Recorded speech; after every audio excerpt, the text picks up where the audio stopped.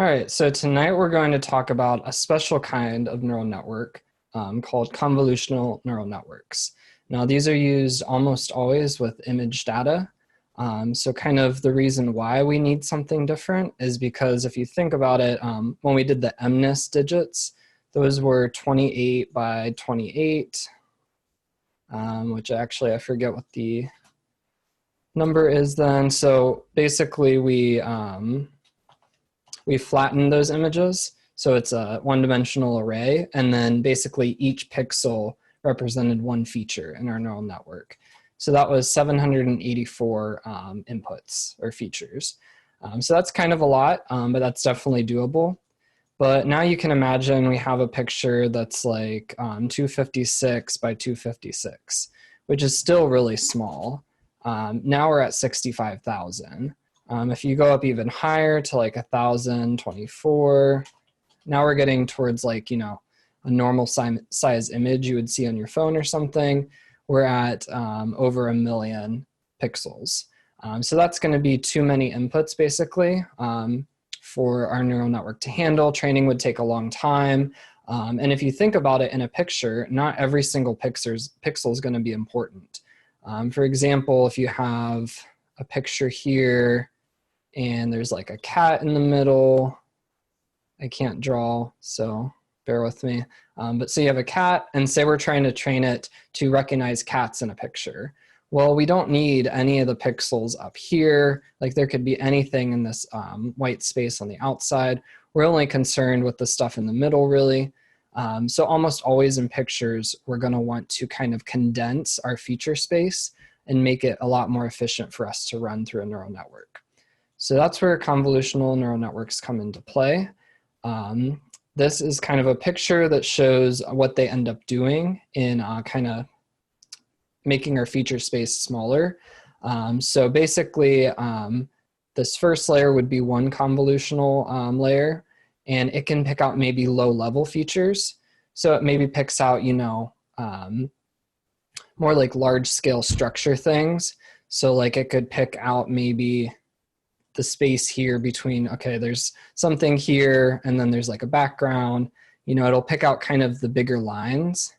Then as you get towards the center, the mid-level features, that will maybe pick out like certain parts of the picture. So maybe left eye, maybe chin.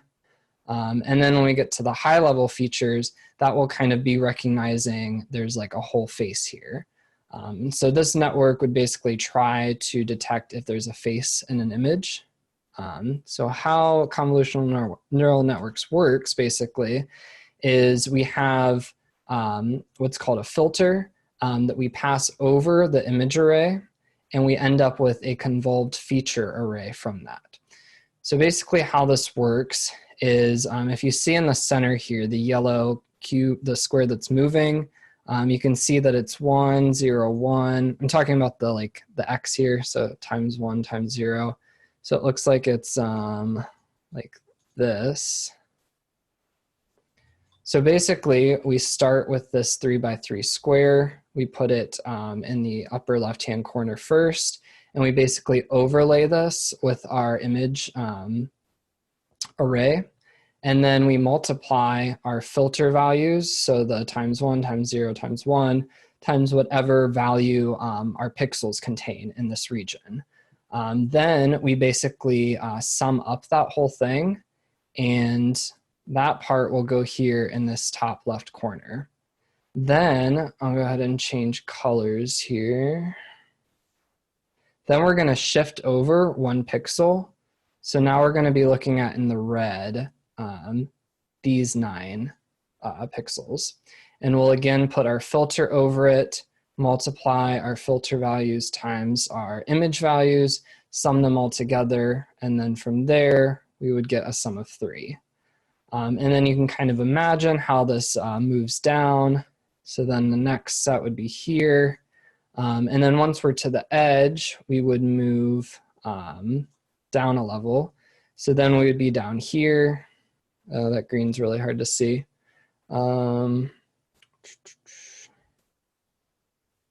Maybe this teal color. Okay, you can kind of see it, but you get the idea. We're basically sliding this filter across left to right and then top to bottom. And we're multiplying the filter values times the image values, adding them together, and then creating this smaller grid of convolved features. So that's kind of how the math of it works. And so the cool thing is that depending on the filter values you choose, you can end up picking out different types of features within the image. So this is a video we can just skim through real quick. It's basically showing how this process kind of works in an animation way.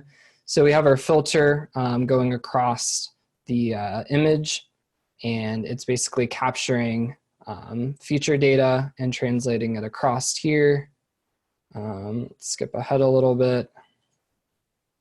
So it goes all the way down. Then this would be like another neuron. It does its thing.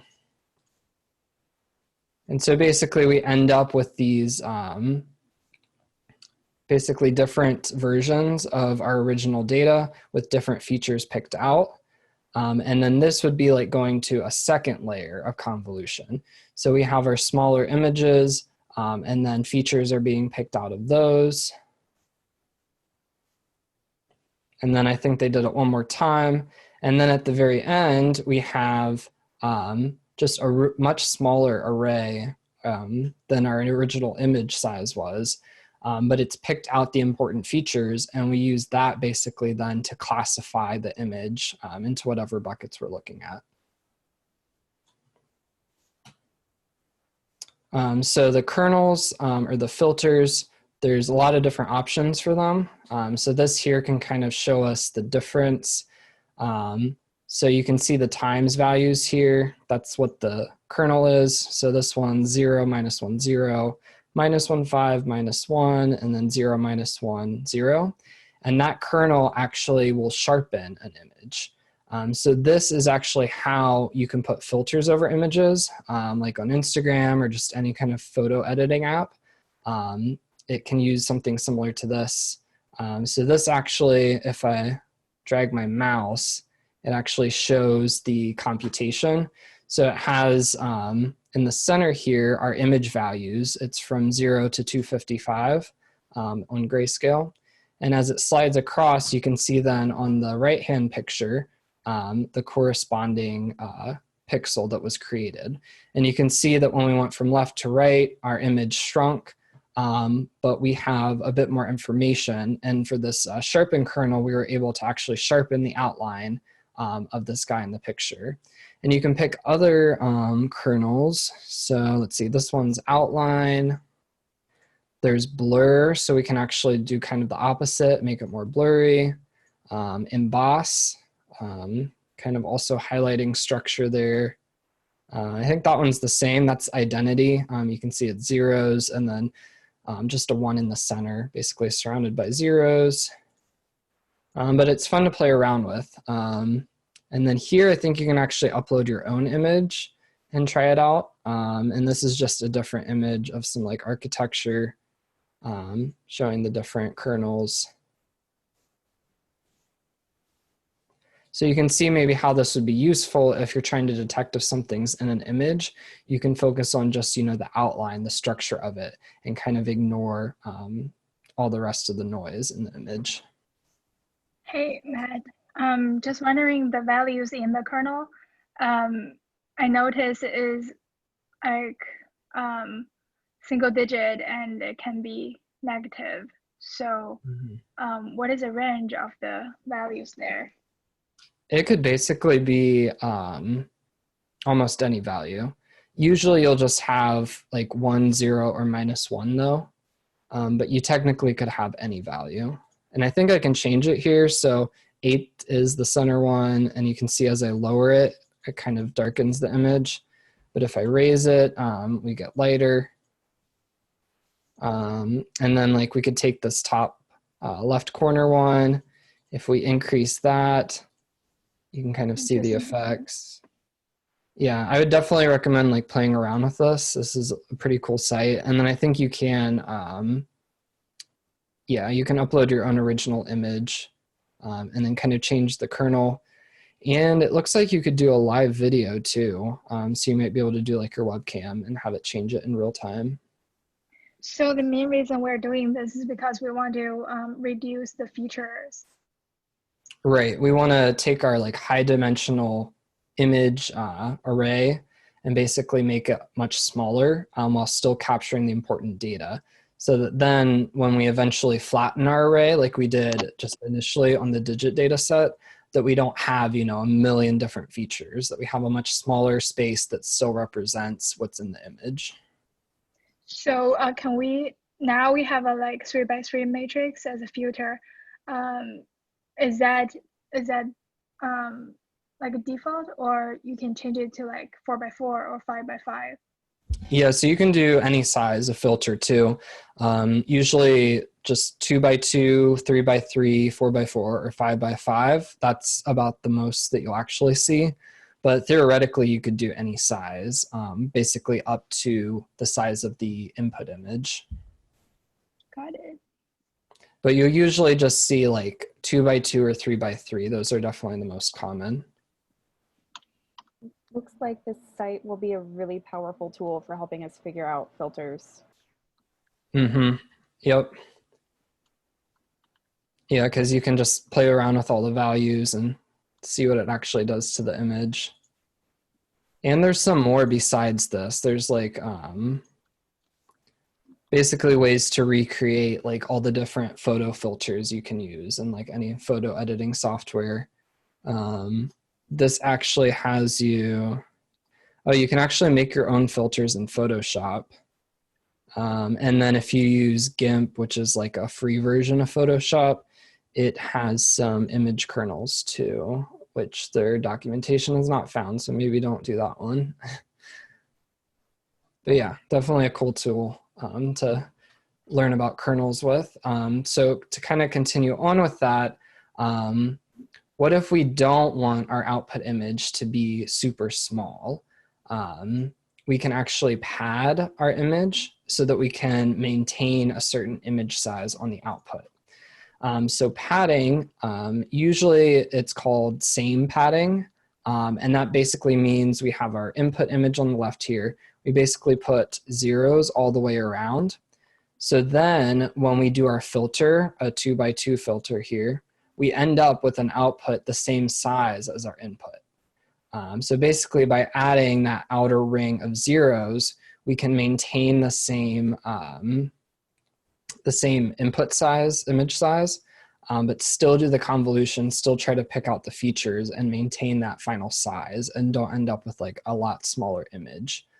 So sometimes this is important if you're doing a lot of convolution layers, because that's the thing you'll see. You can have anywhere from like 2 to 4 to like 16 different convolution layers in a network, picking out all the different features. So you don't always necessarily want to keep making it smaller. Sometimes you want to keep it the same so that you can include that many layers. So that's padding. Another thing you can play around with is stride. So you notice how, you know, we start with the first, if we're doing a 3x3, we would do these and then we would move down one and do the next 3. But you can change the stride, which means instead of doing the first and then skipping over 1, we would skip 2 spaces. So then our next spot would be here because we skipped these first 2. And then we would skip 2 again. And our next one would actually be off. So we'd have to pad this then so that we could do another one. Otherwise we would just have the 2 because it won't fit. But basically the stride is how many columns over you skip when you go from one convolution to the next. And that can also produce different results. Is it columns and rows or just columns? Just columns. Yeah, I think just left to right. Or wait, actually no, because this is supposed to be a stride of 2. And it looks like it's, yeah, so this one skips 2. So anytime you move columns or rows, you skip however many the stride is. So yeah, in this case, just the way the shape works out, you basically only have 2 convolutions per row. And then it looks like you would have, let's see, start here, 2, and then you would have about 4 going down. So it'd be like a 2 by 4 is how many convolutions you'd actually have. Okay, so yeah, stride and padding, those are 2 kind of parameters you can play around with if you aren't getting super great results. Another thing that's important is max pooling. So you'll almost always see this after a couple convolution layers. Usually the pattern is like 2 convolution layers, then a max pooling layer.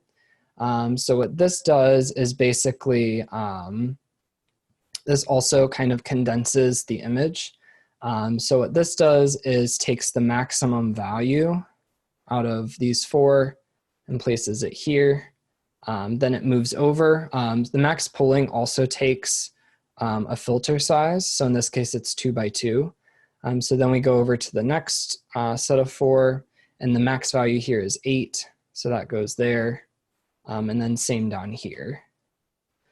So what this does is kind of takes the highest value, or if we're in like grayscale, it would be, I think, like the darkest color, basically, because it would be the highest pixel value. And we basically save that. And this also reduces our image size. And it can be good to do after 1 or 2 convolution layers, and basically throwing it in there every so often to kind of just condense everything down together. And this also can take a stride. So that's why we skip over 2. So this is a 2 by 2 filter and then a stride of 2. All right. So some applications then of convolutional neural networks. This is where we get into some really cool stuff. So it can pick out things in pictures and live videos. So here we can see it can pick out clothing that somebody's wearing, and basically pick out just the clothing and kind of the outline of their hair. And then it could also probably classify, you know, like, oh, this picture has a shirt, a skirt, and a bag in it. Another thing, self-driving cars, this is basically how they do what they do. They're basically constantly scanning everything they can see and identifying objects in it, and then reacting to those objects however they're supposed to. So they can pick out the cars, the people, probably obstacles in the road, stop signs, traffic lights, all those things. And so you can see there's a percentage next to each of these. So basically how it works is on your output, it's with that softmax as the activation on the final layer. And that technically is a percentage that what you're seeing is that class. So that's basically saying, like, this car, there's a 99% chance that's a car. You can see some of the other percentages go down lower. So sometimes, you know, something's further away, it might think it's a person or a street sign, but then as it gets closer, one of the percentages outweighs the other. That's the DR you pass every day to work, Bonnie. Is this New York? Yeah. It's literally 1 block from my workplace. Oh, I see right there. What is DR? Dormy. Okay. That's funny. Okay, and then another thing you've probably seen, deepfakes. So this is basically the original video on the left that Jimmy Fallon filmed, and they can basically use convolutional neural networks to put Trump's face over Jimmy Fallon and make it look pretty believable. I mean, the hair is a little bit off, like the hairline doesn't match up, but the face and the face movements, all of that does. So deepfakes rely on convolutional neural networks to kind of pick out the features of the original, and then kind of graph whoever you want over top of the oh my god, this version. Is amazing. Is this the same thing as is this the same thing as like face scans for like video games? If you were to like scan your face onto like a Yeah, it's kind of animated similar to that. Mm-hmm. Yeah, there's a ton of applications. And if you haven't looked too far into deepfakes, I'd suggest watching some YouTube videos. It's crazy what we can do. And the thing is, you'll learn about, you can create competing neural networks. So you basically have one network that tries to generate realistic deepfakes, and then you have a second network that tries to distinguish real from fake. And they're basically competing back and forth, improving each time. So the one gets better at guessing, but then the other one learns to fool it better, and it goes back and forth, and you end up with like really realistic looking deepfakes that are really hard to distinguish whether they're real or fake. So it's actually a huge problem. It's probably going to become a larger problem in the future. There's a lot of research being done to kind of prevent that and make sure we can always detect them if they're fake, but I don't know if that's going to be possible. So we shall see. All right, so how do we use convolutional neural networks then? So in Keras, it's pretty easy. We're going to use the MNIST digit data set again, like we did last week. So we're just going to load it in. We're going to scale all of our pixel values, dividing by 255, which is the maximum. And then we're just going to take our labels and make them categorical so that they're basically 10 buckets, all zeros, and then whichever number it is has a 1. All right, and then so for input to convolutional neural networks, it's a little bit different. So our images are 28 by 28, but if we pass those into a convolutional layer in that shape, it won't work. We basically have to reshape them to this new shape. So it's basically the number of samples, the image height, image width, and then a 1. And then once we do that, you'll see what shape they're in. So it basically adds another dimension. It basically, we have, like we have our images, they're in a list in Python. And it basically puts each one in its own NumPy array. And this is technically called a tensor, which you'll use a lot with neural networks as input. And especially for convolutional layers, the input has to be basically this format. So image height, image width, and then a 1. All right, so once we change the shape of that, we can build the network now. So the two main layers you're going to want are con 2D, convolution, and then max pooling 2D for the max pooling. And then we'll also want our dense, our flatten, because we're going to want to go from that 2-dimensional to 1-dimensional array. And then also dropout. Dropout can be important for images. I don't think we're going to use it here in this example, but you'll use it later for the activity for sure. Okay, so how do we set this up? We basically create our sequential object for our model, and we're going to start with a convolutional layer.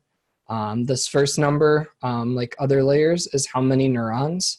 So we're going to have 32 in the first layer, similar to how we would do, dense layers. This next part is our filter. So for this one, we're actually going to do a 5 by 5. And then we have our activation function and our input shape since it's the first layer. So following that, we want to do max pooling. So this does a max pooling layer with a filter of 2 by 2. And then we basically repeat that. This time though, we go up to 64 neurons on this convolutional layer. Again, a 5 by 5 filter size, ReLU activation, same as for dense layers. And then again, a max pooling layer.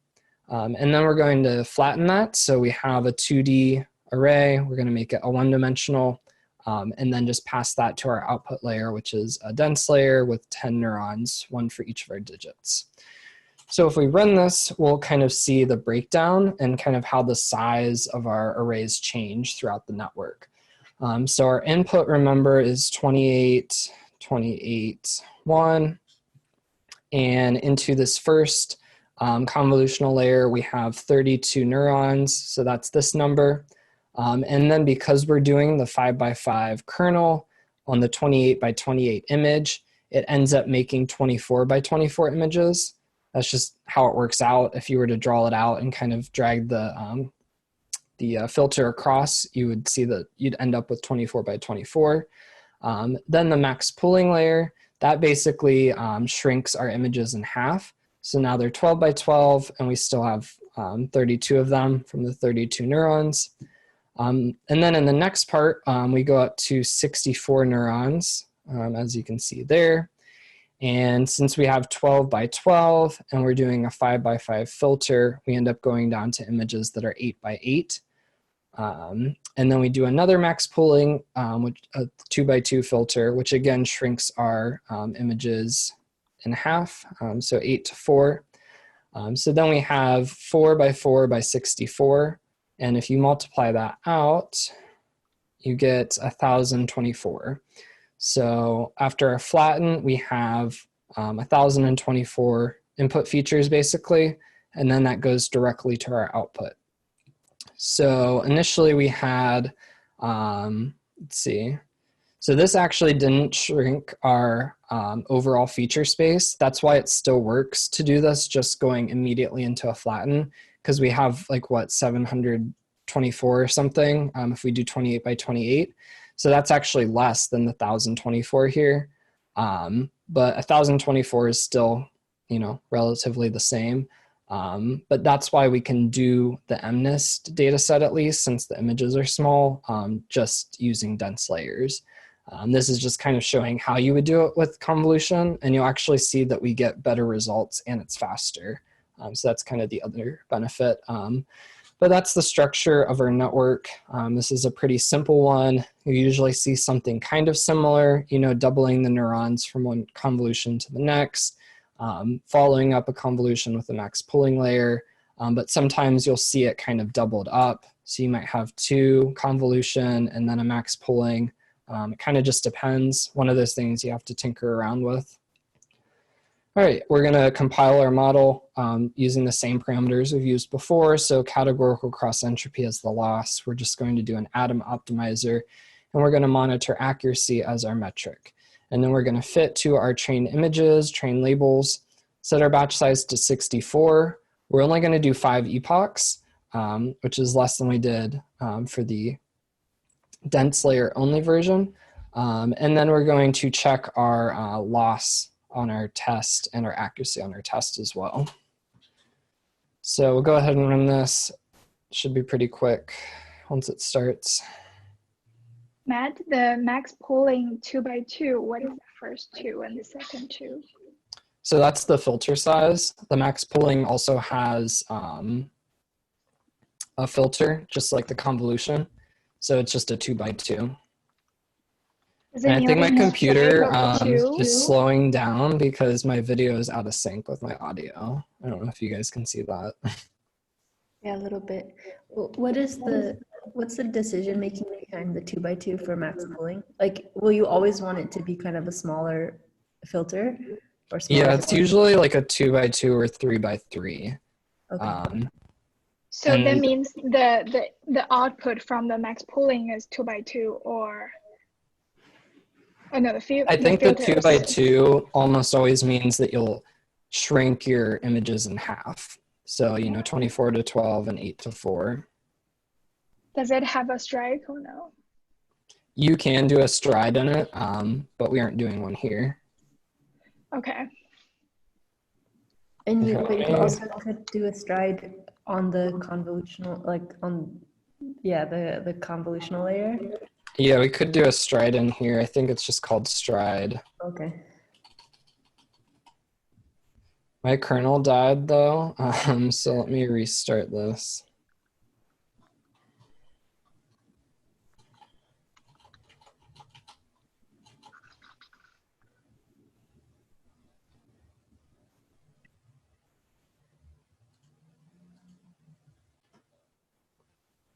Is this running for everyone else? Yeah. Yeah, mine ran fine. Interesting.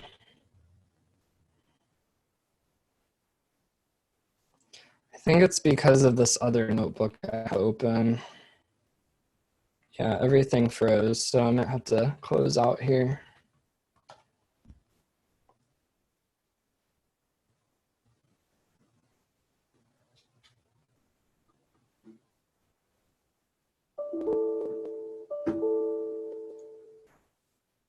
All right, can you guys see me again?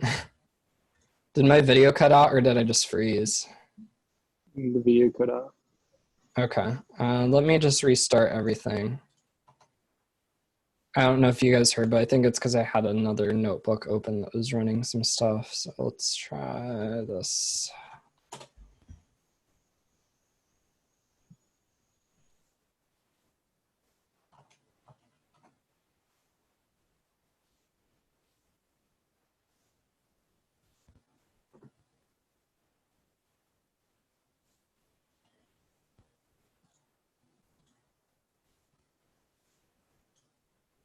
Okay. Sorry, I don't actually know where to find this notebook. Like I looked in mod 6, but there's only an intro to neural net and then intro to NLP. Oh, I think I put it in the chat. Yeah, it's the second link in the chat. Yeah, so the data science, yeah, I cloned that, but I guess where in the, It should be mod 6 and then convolutional neural networks. But I just put it in today. So if you downloaded it the other day, then you wouldn't have it. okay, I'll double check. And my video is still lagging. Let me see. That's weird. Okay, but it finally loaded and trained. You can see in 5 epochs, and actually before that probably, we got a 99.2% accuracy. So way faster and even better accuracy than just doing the dense layers. Because the convolution layers really pick out like the important details, they can usually get you better results while also being a little bit more efficient. So that's an example. We're actually going to go into the activity now to give you guys a chance to kind of try this out. So the first thing is to download that image file I sent you guys. It's a pickled file. So I have how to open it here. You'll just run this cell as long as that file is in whatever folder this notebook is in. So you'll load that in. I'll go ahead and do that here. You might have to import pickle though. So import pickle. All right, and then if we look at the images, we can see it's a bunch of image arrays. We can go ahead and check the shape. So there it's 50,000 images, 32 by 32. And they're basically 3 color channels. So they're color images. So usually with the grayscale, like with the digits, it was just a 1 here. But now it's going to be a 3 because we have, it's basically RGB, red, green, blue color. And then you'll do this down below, but just to show you one of the images. So this data set has 10 classes. They're kind of random what classes they are. It's different objects. So let me see.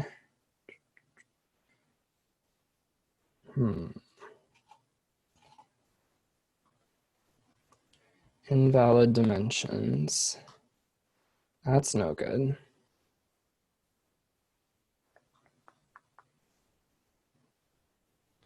Okay. Did anybody else try to load that?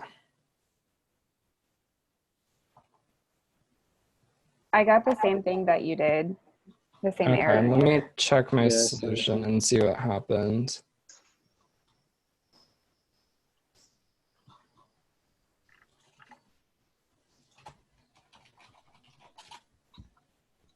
Is your PLT Either, just matplotlib? yeah, matplotlib.pyplot.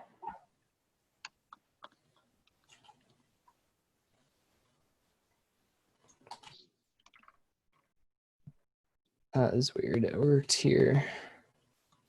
Valley shape.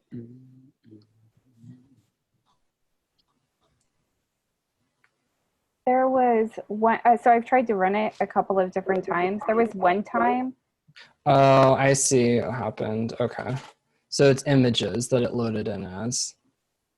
Train images was from the digit data set, I think. So yeah, so if you do images and then just pick one. So like this is a frog. This is a truck. Are you sharing screen now? Oh, sorry.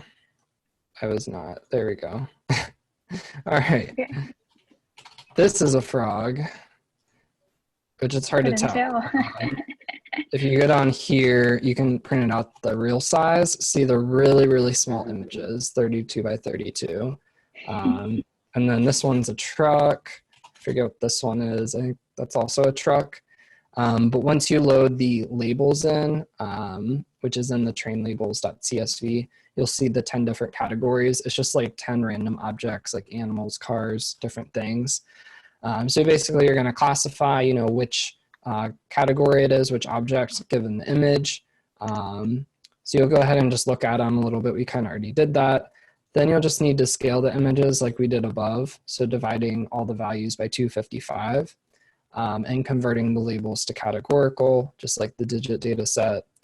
Then you'll do a train test split and just use these parameters here so that everyone has the same thing. And then you're going to build a neural network. I kind of give you basically the outline of it here, like which layers to add. So you can go ahead and do this version. You can change it up a little if you want to. And then you'll compile and fit it, see what kind of accuracy you get, and then make some changes and see if you can improve it. And then kind of as the bonus, it's to basically run predict on like 100 random samples from the test set, and then to make a confusion matrix to kind of see which object categories it's better at predicting than others. Could be interesting to look at. So if you have extra time, get to that. But if not, just try to make some improvements by changing some of the values around, adding stride or padding, that kind of stuff. And you can also add stuff that we talked about Monday.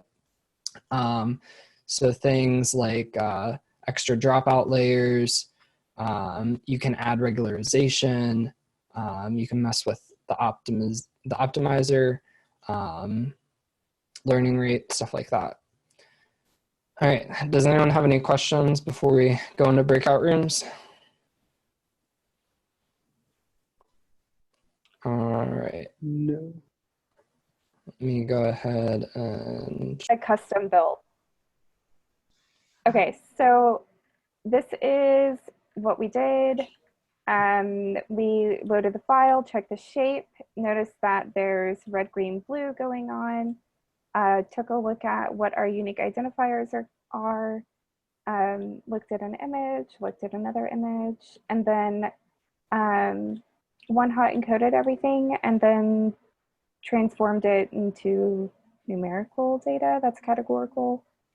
Our test train split, and then this is the neural network architecture. Is that the right word that we used? Mm-hmm. And it's just the same as what was here. And you can kind of see the shape of how it grows and goes back down. The training was terrible. So after the first 5 finished, I went back and I upped the batch size and increased the number of epochs to see if it ever got any better. And it didn't. So.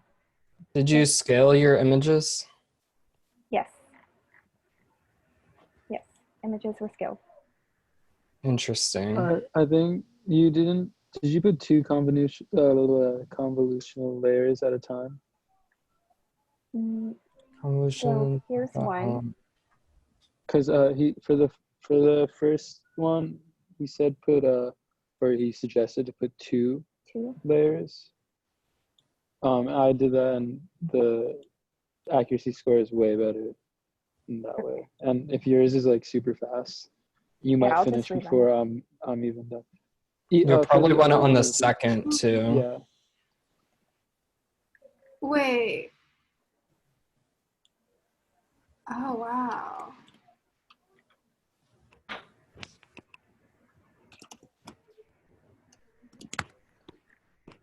Oh, that's going to stay running. Stop. Yeah, you'll have to stop it. Do that instead. Okay. Oh, yeah, that's already better. And Beth, you could up your batch size to 1024 probably. Yeah. Get a little faster. That's what I was thinking too. Let's run you. Which you could probably even go higher than that, but... I don't know how to overclock yet, and I don't have any of those settings set up. Oh, wait, you're not using your GPU yet. No, my GPU actually got fried, and I'm having to send it off to get fixed. Okay. So let's not use my GPU. I'm working Okay. on Well, it. that's why it's going slow then. It's because it should be really fast. Is there a reason why you put seeds in your layers? Yes. Was it like a choice? So dropout works kind of like a bagged model or a random forest. It takes out random numbers, and the seed is the same thing as a random state. Oh, got you. And so this just makes sure that me and Bonnie were getting the same things. Got you. Thank you. I think I remember this from last time. I think you said that last time as well. Is it common to add two convolutional layers together? Mm-hmm. And the neurons, is it recommended to use the same number? Usually. Okay. It doesn't have to be. It's just like a lot of things with neural networks. There's just common things you'll see that tend to work. And that's one of them. Is there a COB 3D? I'm still There so is confused. actually, Ooh. which that would be really intensive on your computer. Is that like a fourth? So is that like tensors on tensors? It would be like a cube instead of Okay. like a square image. Yeah. Oh yeah, so welcome to why I built my computer the way I built it. It's for that. Because I want to do protein modeling in 3D space. Well, as soon as you get your GPU, you'll be set. But until then, I would not attempt it. No.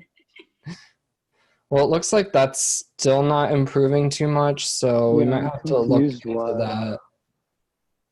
I know one of the things that we talked about doing was doing a leaky relu instead, because with the filter that gets put on there, there might be a negative value. So we talked about changing the activation. And then That stuff can help, but it should be doing better with what you have. Let me share my screen. I'll show you like a fully ran one.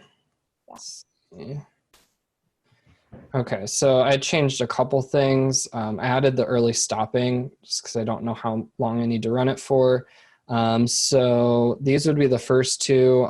I changed it from 2x2 to 4x4 just to try it out. And then the second one to 3x3. No real reason, just to try something different.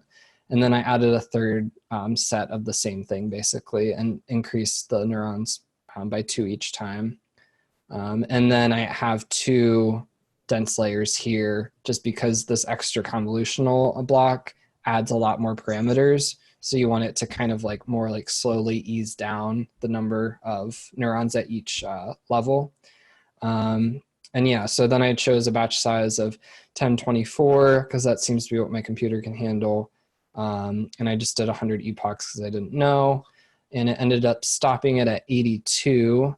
The highest accuracy on the test was about 80%. On this data set, you can definitely get like 98. So there's a lot of room for improvement. You can definitely find examples. So the data set is called CIFR 10.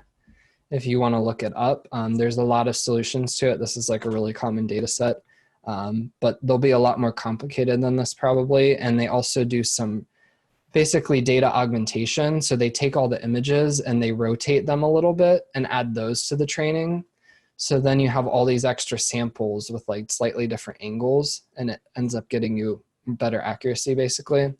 But so this took, I guess it didn't say, so about 5 seconds per step and 80 steps total. So I don't know, maybe like 5 minutes. But I have a NVIDIA GPU and it speeds it up a lot. So if you have one of those, we'll look into activating it. And then this was just the graph. This is kind of what you want to see. You want to see the train and the test kind of stay the same. And then eventually they're gonna kind of separate. You just want to stop the training before they're too far apart. And just to give you an idea of the speed you should be seeing when you're training, I'll let this go. It should be pretty quick with each epoch. So something like that.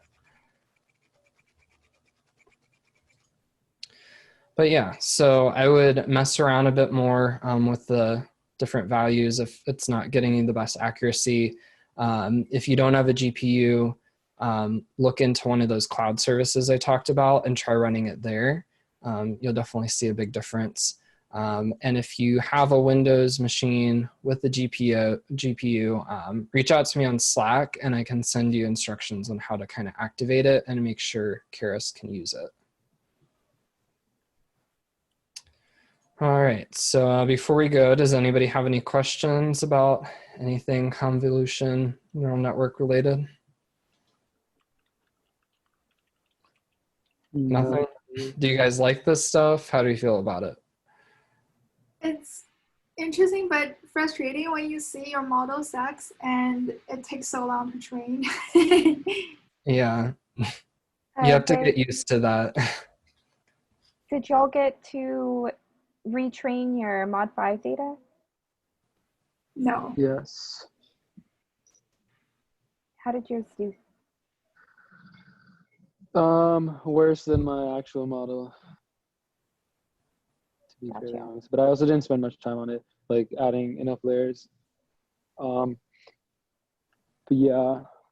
I found the same thing to be true again, like less layers sometimes is better. Yeah. That's what I was finding that too. Like I started out with a lot, like I think 6 layers, and I just kept cutting back. Mm-hmm. But it was still just like around the same accuracy, a little worse. Like I thought, the closest I got was like 2% worse than what I got with my normal XG boost. Gotcha. Mine got a lot better. I went from 98 to 100, so I'm very happy. Wow. So congrats. Thanks. I love this stuff. I'm so excited. Can y'all tell? Yeah. Mine went from 76% to 70. Yeah, that's the thing. It won't work for everything, but the things it does work with, it works very well. So yeah, all right. So next week, I think we are doing NLP stuff with neural networks. So you'll be able to basically do like word prediction stuff. So like predicting the next word, like you would have on your cell phone, things like that. Or like analyzing like song lyrics and determining like what song it came from or like what artist, that kind of stuff, kind of like what we did in the first NLP. Lots of cool stuff. And then I think next week I'm going to do a bonus topic on Wednesday on reinforcement learning, which isn't really in the curriculum, but it's all neural network based and it's really cool. And it might inspire some of you for your capstone. So we'll do that on Wednesday. And then the following week, I think we'll finish up the rest of the sections we haven't covered. And then we'll start the capstone. So definitely start thinking of ideas now. And yeah. Alrighty. Well, have a good night, everyone. Thanks for coming out. See ya. Thank you. You too.